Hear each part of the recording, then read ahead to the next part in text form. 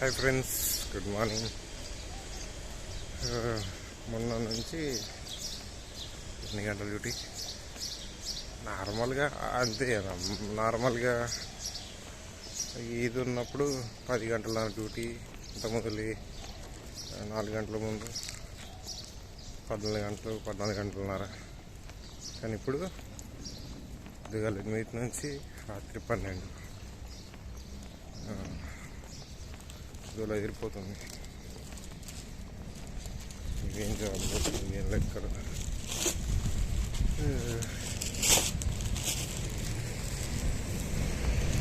ఇక్కడ వచ్చి ఇట్లా ఇబ్బంది పడడం కన్నా ముందే కొంచెం ప్లానింగ్తో ఉండాలి. అంటే ఓకే, ఎంత ప్లానింగ్తో ఉన్నా దరిద్రం బాగాలేనప్పుడు అది ఏదైనా కూడా చేంజ్ అవుతుంది.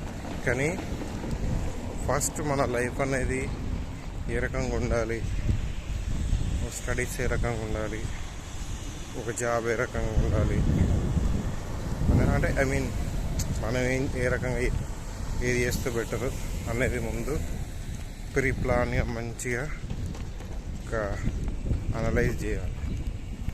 అనలైజ్ చేసుకొని ఇక ఏ సబ్జెక్ట్ తీసుకోవాలి, ఏ కాలేజ్ తీసుకోవాలి, మనం ఎందులో పర్ఫెక్ట్ ఉన్నాం దానిలో చూజ్ చేసుకొని మనకి ఏ జాబ్ సూట్ అవుతుంది. ఓకే, నేను ఈ జాబ్ చూజ్ చేసుకున్నా కానీ అందులో వేకెన్సీస్ లేవు, దానికి అంత ప్రయారిటీ లేదు. ఓకే, అది పక్కన పెట్టకు. మళ్ళీ వేరే కైండ్ ఆఫ్ వర్క్స్ నేర్చుకో. ఏదైతే బాగా డిమాండ్ ఉందో అది ఎక్కువ మంది వేయట్లేదు, కానీ బాగా డిమాండ్ అయితే దానికి ఉంది. దానివల్ల మంచి అడ్వాంటేజెస్ ఉన్నాయి అనుకున్నప్పుడు అది కూడా నేర్చుకోవడానికి ట్రై చేయి. మనం ఒకే దాని మీద పట్టుకొని స్ట్రక్ అయితే అది దొరకనప్పుడు అంతకన్నా వర్స్ట్ సిచ్యువేషన్ వస్తే ఏ దిక్కుమాల పని అయినా వేయాల్సి వస్తుంది.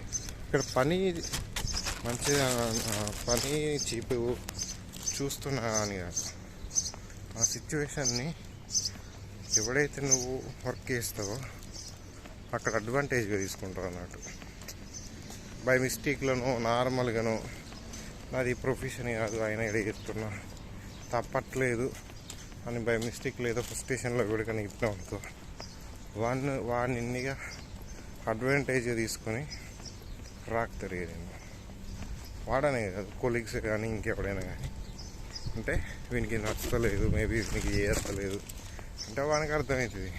సో వీని మీద ఏదైనా మిస్టేక్ అయినా వీని మీద చేసి నువ్వు ఖర్చు. ఇప్పుడు వాడేమనుకుంటాడు, వీనికి రాదు, వీడు అందుకే ఇట్లా చేస్తుండు అని డ్రామాలు చేస్తాడు. ఇక్కడ జరిగేటి 90% అవుతుంది. ఏకరంగా కొట్టుకుంటున్నారు, క్యారెక్టర్ లెస్ నా కొడుకులు. ఓకే ఫ్రెండ్స్, ఎవరైనా లైక్ చేయండి, కామెంట్ చేయండి. Thank you.